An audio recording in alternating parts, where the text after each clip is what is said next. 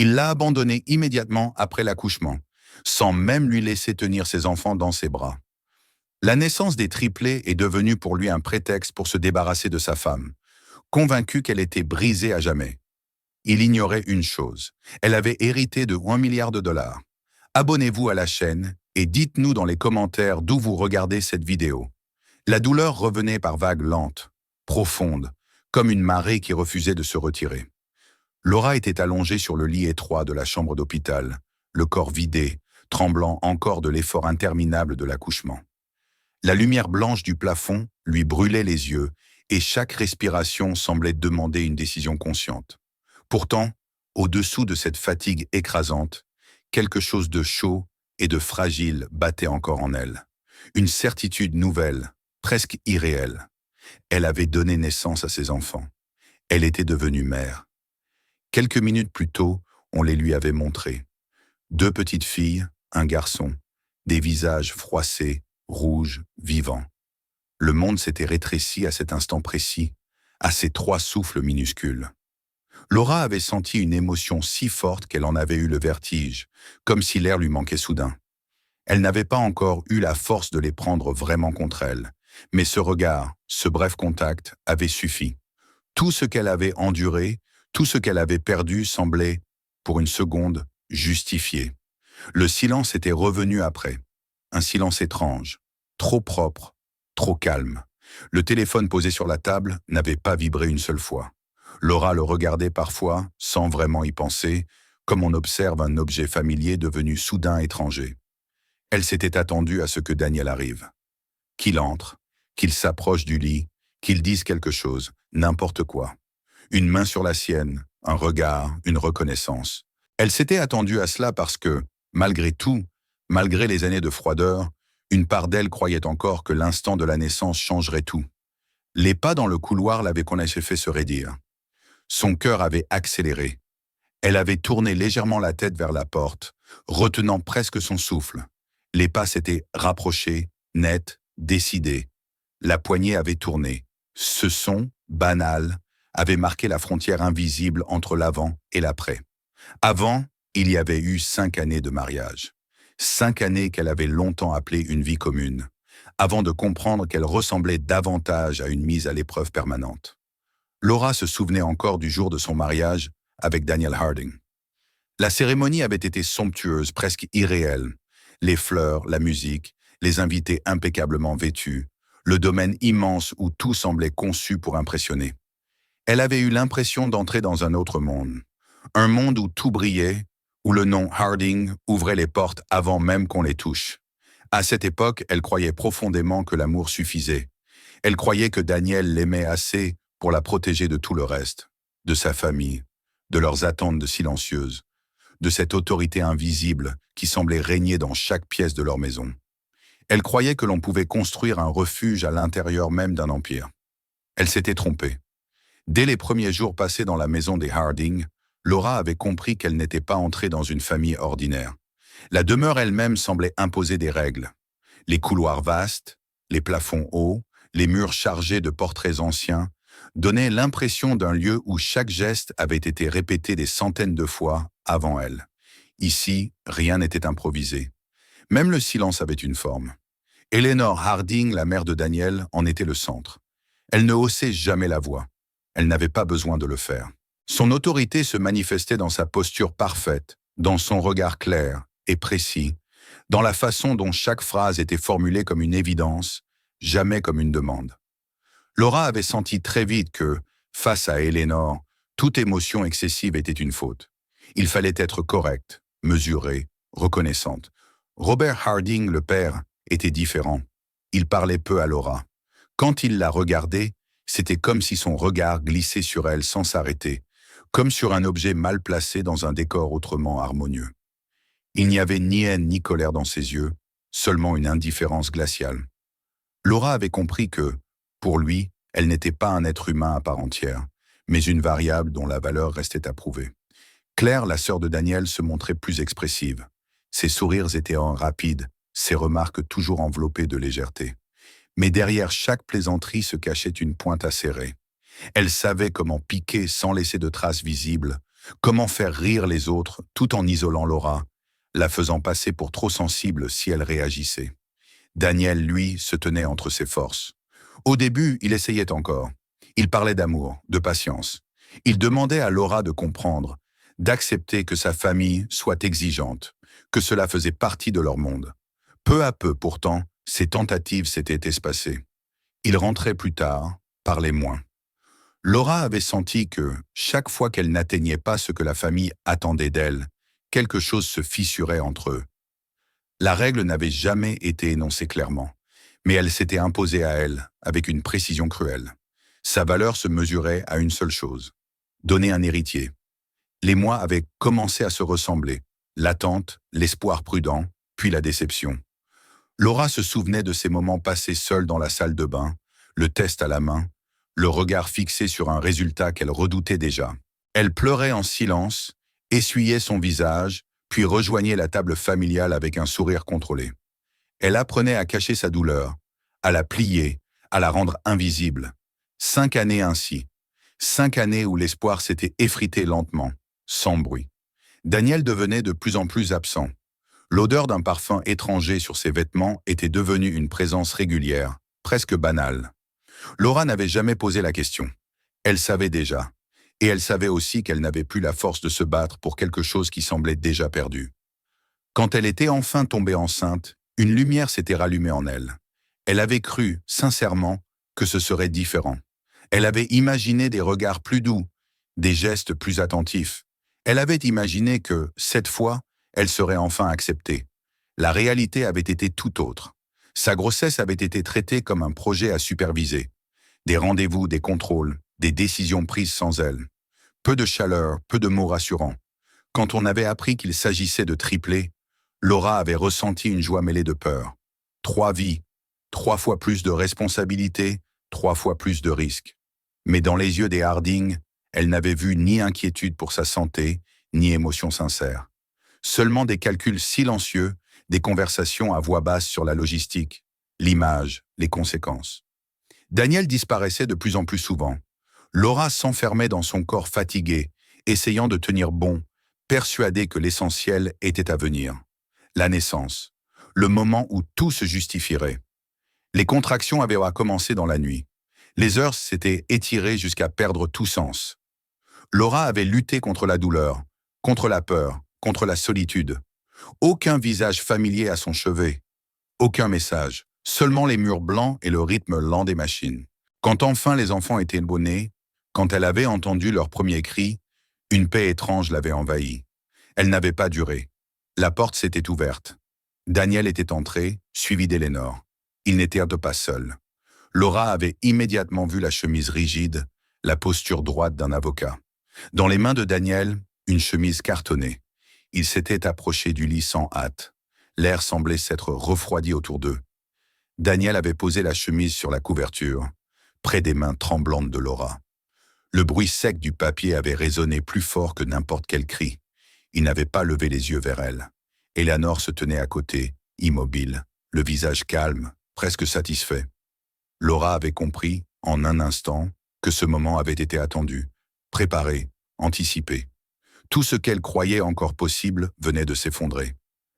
Les mots avaient été prononcés clairement, sans émotion inutile. Divorce, garde des enfants, application du contrat. Laura avait senti chaque phrase s'abattre sur elle comme un coup précis. Elle n'avait pas encore touché ses enfants, qu'on les lui retirait déjà. On lui enlevait son mariage, sa maison, toute sécurité financière. Le document qu'elle avait signé autrefois, par confiance, se révélait être une arme parfaitement affûtée. Elle avait essayé de parler, mais aucun son n'était sorti. Son corps était trop faible, sa voix trop loin. Daniel restait silencieux, les yeux fixés ailleurs, comme si elle n'existait plus. Quand ils étaient pour partis, la porte s'était refermée doucement. Laura était restée seule. Quelque chose s'est brisé en elle à cet instant-là. Pas dans le fracas, ni dans les larmes. Quelque chose de profond, de définitif. Et dans cette rupture silencieuse, une clarté nouvelle est née, froide, dangereuse. Elle comprit qu'on avait voulu la détruire, et qu'elle ne se laisserait plus jamais effacer. La porte venait à peine de se refermer que le silence s'installa dans la chambre, comme une matière lourde, presque palpable. Laura resta immobile, les yeux ouverts, fixée sur un point indéfini du mur blanc. Le monde continuait d'exister quelque part derrière ces murs. Mais ici, tout semblait figé. L'air avait perdu sa chaleur, et même la lumière paraissait plus froide, plus distante. Les mots qu'on venait de prononcer tournaient encore dans sa tête, sans ordre, sans logique, comme des éclats impossibles à assembler. Elle comprit peu à peu qu'ils ne reviendraient pas. Ni Daniel, ni Éléanore, ni l'avocat. Il n'y aurait pas de revirement soudain, pas de regret, pas de geste humain tardif. Ce qui venait de se passer n'était pas une colère, ni une décision prise sous l'émotion. C'était l'exécution d'un plan préparé depuis longtemps. Cette certitude s'imposa à elle avec une brutalité nouvelle, plus douloureuse encore que l'abandon lui-même. Son corps, vidé par l'accouchement, refusait presque de répondre. Chaque mouvement lui coûtait. Pourtant, la douleur physique paraissait insignifiante comparée à ce qui se formait en elle. Ses enfants. Ils n'étaient déjà plus là. Elle n'avait pas entendu leurs pleurs s'éloigner, mais elle les sentait absents, comme si on avait arraché quelque chose d'essentiel à l'intérieur de sa poitrine. Cette perte-là n'avait pas de mots. Elle coupait la respiration, écrasait toute pensée cohérente. Laura ferma les yeux. Des images se succédèrent sans qu'elle les contrôle. Les visages froissés de ses enfants, le bruit sec des documents posés sur la couverture, le regard vide de Daniel, et cette sensation insupportable d'avoir été utilisée, puis jetée, comme un objet devenu inutile. Elle comprit alors ce qu'ils pensaient d'elle. Pour eux, elle avait rempli sa fonction. Elle n'avait plus aucune valeur, le contrat. Ce mot revenait sans cesse. Elle se souvenait du jour où elle l'avait signé. Elle était jeune, confiante. On lui avait présenté ces pages comme une simple formalité, une précaution normale dans une famille aussi influente. Daniel avait souri, avait pris sa main, lui avait dit que cela ne changerait rien entre eux. Elle l'avait cru. Elle avait signé sans vraiment lire, sans imaginer que ce papier deviendrait un jour la preuve de sa propre dépossession. À présent, elle comprenait. Ce contrat n'était pas une protection, c'était une cage. Il avait été conçu pour ce moment précis, pour lui retirer tout ce qui pouvait lui permettre de résister. Sans argent, sans maison, sans enfant, sans statut. Même son nom semblait lui avoir été confisqué. Elle n'était plus Laura Harding, elle n'était plus rien. Une infirmière entra plus tard, parla doucement, posa quelques questions. Laura répondit à peine. Les mots glissaient hors d'elle sans laisser de traces. Quand la porte se referma de nouveau, la solitude reprit toute sa place. Cette fois, elle n'essaya pas de la fuir. Elle s'y enfonça, comme on touche le fond d'un abîme. C'est là, dans ce point de chute absolue, que quelque chose changea imperceptiblement. La douleur ne disparut pas. Elle resta, intense, constante. Mais elle se transforma. Elle perdit son caractère chaotique, aveugle. Elle devint plus dense, plus concentrée. Laura sentit une colère froide se former, une lucidité nouvelle, presque effrayante. Ils étaient White convaincus qu'elle était brisée. Ils avaient construit toute leur victoire sur cette certitude. Ils se trompaient. 2 jours passèrent dans un état étrange, suspendu. Laura sortit de l'hôpital sans cérémonie, avec quelques affaires personnelles et un vide immense devant elle. Elle n'avait nulle part où aller. La maison des Harding n'était plus la sienne. Elle n'avait plus accès à aucun compte. Chaque porte semblait se fermer avant même qu'elle n'essaie de l'ouvrir. Pourtant, elle avançait, mécaniquement, comme guidée par une force qu'elle ne comprenait pas encore.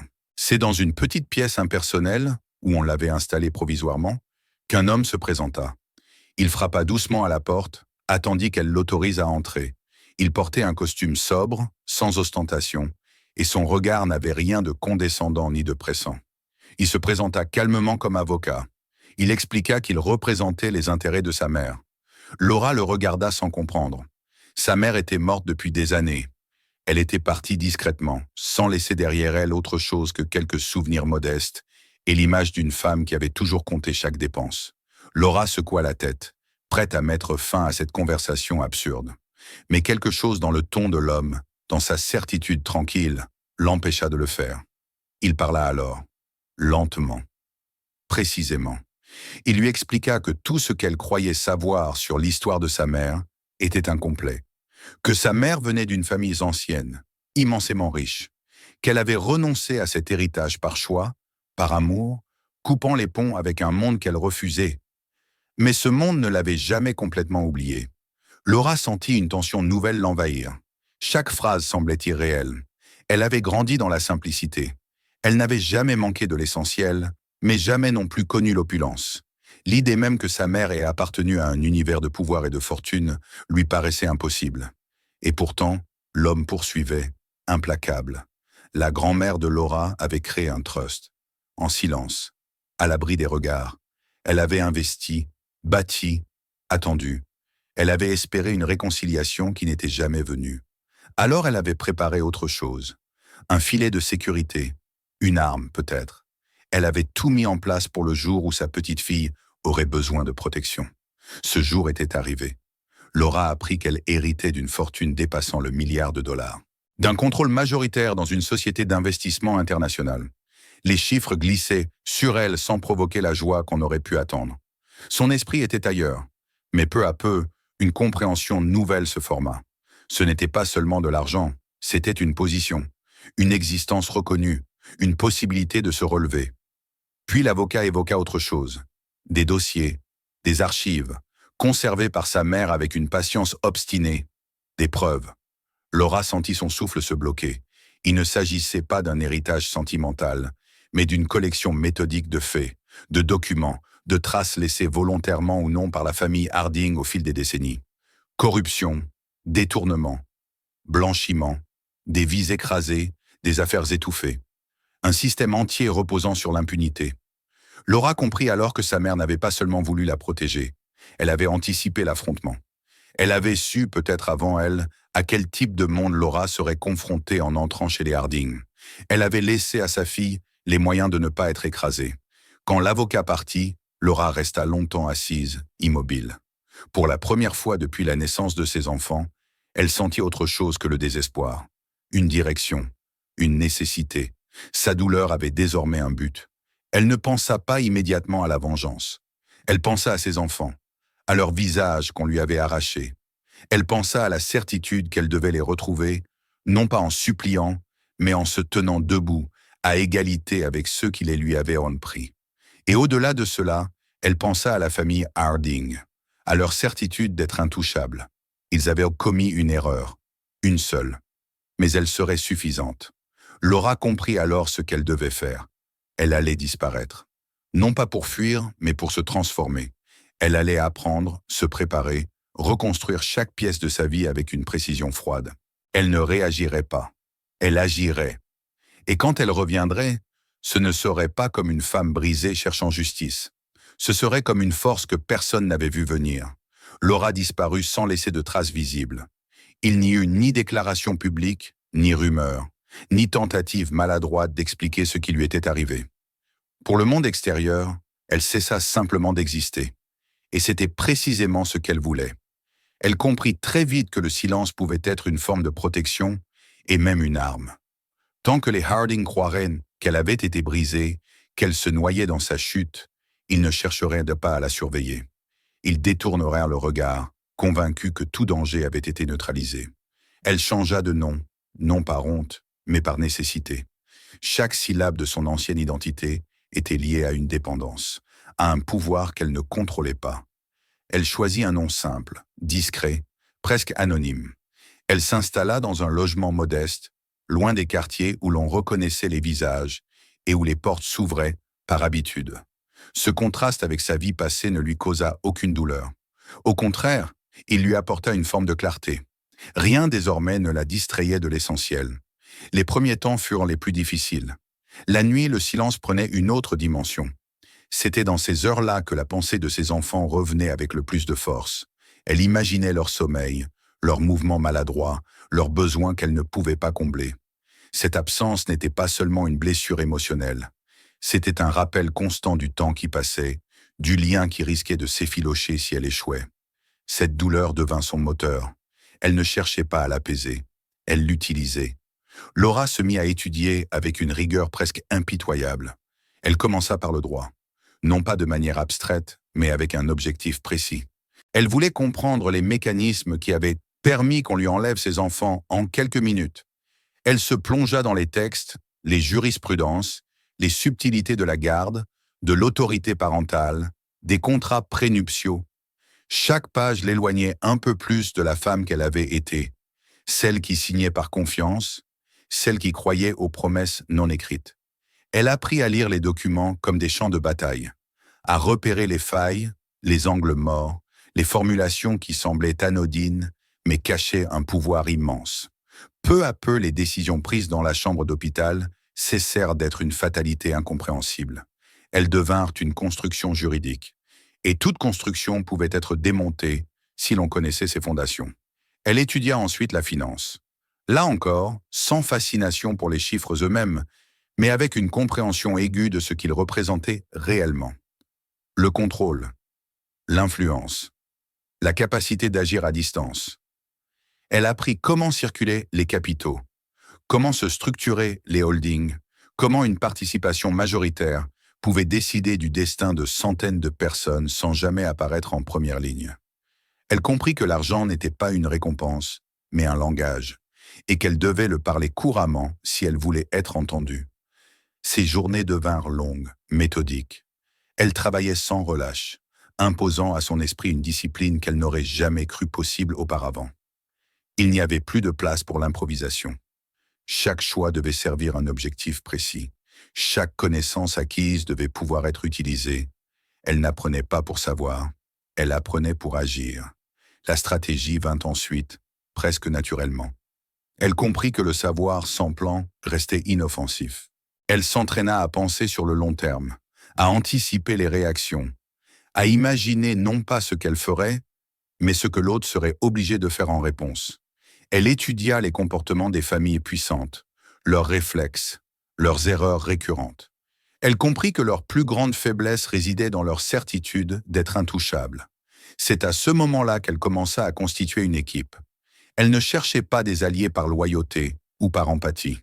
Elle cherchait des professionnels, des juristes capables de travailler contre des adversaires redoutables sans trembler, des auditeurs habitués à suivre des flux financiers complexes, à reconstituer des trajectoires dissimulées derrière des sociétés écrans, des enquêteurs capables de transformer des soupçons en faits établis, exploitables devant un tribunal. Elle les choisit avec soin. Elle observait leur manière de parler, leur précision, leur rapport à la peur. Elle voulait des personnes qui comprenaient ce qui était en jeu, mais qui ne cherchaient ni la gloire, ni la reconnaissance publique. Ensemble, ils formaient un mécanisme silencieux, parfaitement huilé. Et Laura en était le centre. Elle ne se contentait pas de déléguer. Elle exigeait de comprendre chaque étape, chaque document, chaque hypothèse. Elle voulait pouvoir défendre chaque décision, anticiper chaque obstacle. Ce contrôle n'était pas une méfiance maladive, c'était une nécessité. Elle avait appris ce que coûtait l'ignorance. Pendant tout ce temps, la pensée de ses enfants ne la quittait jamais. Elle savait qu'ils grandissaient sans elle, que leur premier sourire, leur premier geste, leur premier son se déroulaient loin de son regard.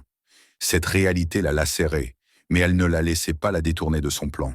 Au contraire, elle s'en servait pour renforcer sa détermination. Chaque progrès la rapprochait d'eux. Chaque étape franchie réduisait la distance imposée. Laura refusa toute précipitation. Elle comprenait que les Harding étaient puissants, habitués à écraser les oppositions naissantes avant qu'elles ne prennent forme. Elle savait que le moindre faux pas pourrait les alerter. Alors elle attendit. Elle observa. Elle laissa son nom disparaître complètement des radars. Elle laissa le temps jouer en sa faveur. Les dossiers transmis par sa mère furent analysés avec une minutie implacable.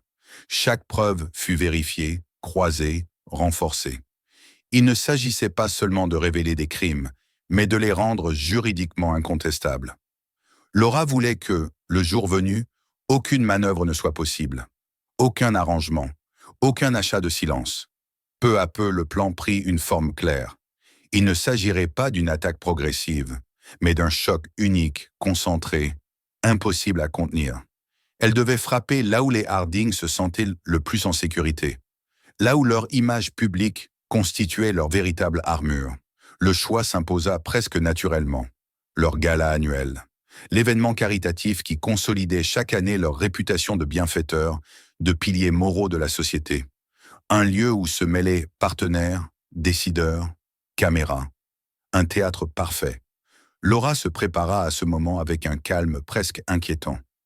Elle savait qu'elle n'y entrerait pas comme une femme rejetée cherchant réparation.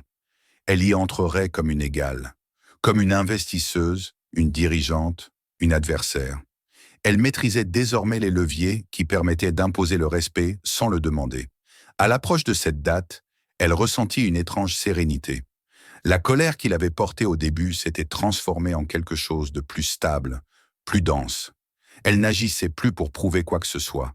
Elle agissait parce que c'était nécessaire. Le soir où elle se prépara à revenir dans le monde des Harding, elle ne ressentit ni peur ni hésitation. Elle savait que, quoi qu'il arrive ensuite, elle avait déjà cessé d'être la femme qu'ils avaient brisée dans une chambre d'hôpital. Elle était devenue quelqu'un d'autre, quelqu'un qui ne demandait plus la permission. Et tandis qu'elle franchissait le seuil de cette nouvelle étape, une seule pensée occupait son esprit, claire et inébranlable. Tout était prêt. Le gala annuel des Harding était l'un de ces événements dont on parlait longtemps à l'avance et dont on se souvenait longtemps après. Chaque détail y était calculé pour inspirer admiration et respect. La salle brillait de lumière chaude, les tables couvertes de tissus précieux, les conversations glissaient avec aisance entre philanthropie, investissement et avenir radieux. Les Harding évoluaient dans cet espace comme chez eux. Sourires maîtrisés, gestes assurés, certitude tranquille d'appartenir à une catégorie d'êtres que rien ne pouvait atteindre.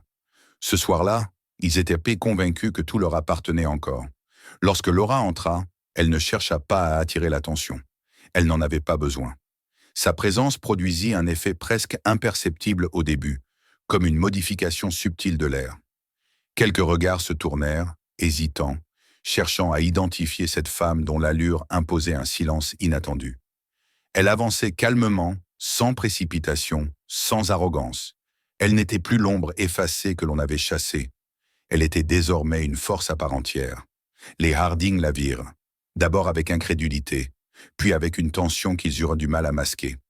Laura observa Daniel un instant. Il avait vieilli, pas physiquement, mais dans cette rigidité nouvelle qui trahissait une peur mal contenue. Eleanor, elle, conserva son maintien parfait, mais son regard se durcit. Elle comprit immédiatement que ce retour n'était pas accidentel. Laura ne prononça aucun discours.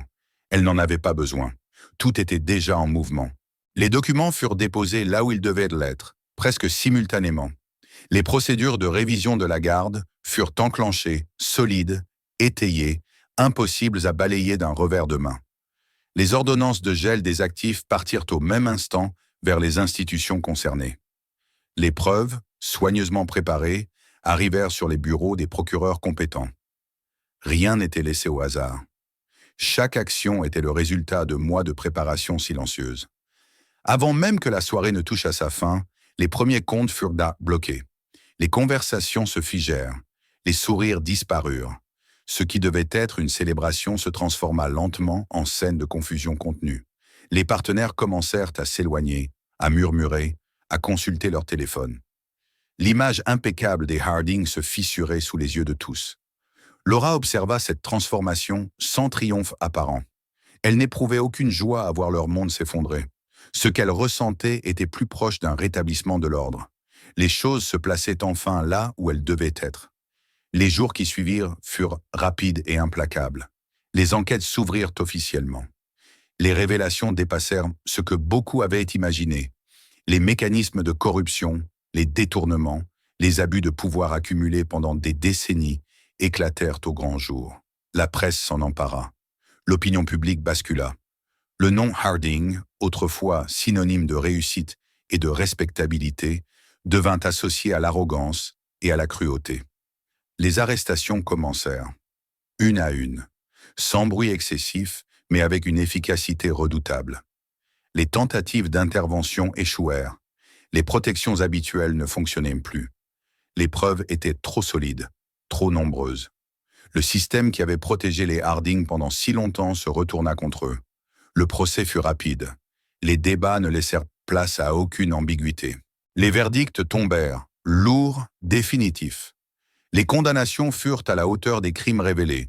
Les biens furent saisis, les fondations dissoutes, les symboles de leur pouvoir démontés pièce par pièce.